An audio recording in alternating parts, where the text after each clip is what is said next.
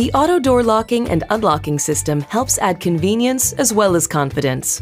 This process must be done with the car parked and the ignition on. Start by pressing the Home button. From here, touch Settings, and then choose Vehicle. Next, touch Door Window Setup. When you choose Auto Door Lock, you'll see 3 choices.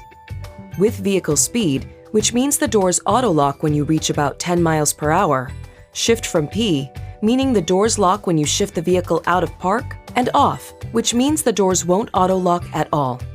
Touch your choice to select it. Now, when the confirmation screen pops up, select Yes. Next, from the Door Window Setup menu, touch Auto Door Unlock. Here, you get 4 auto unlocking choices. The choices are pretty self-explanatory.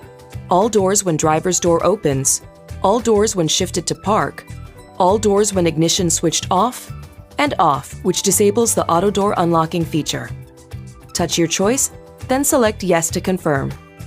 Your system will then be tailored to your needs.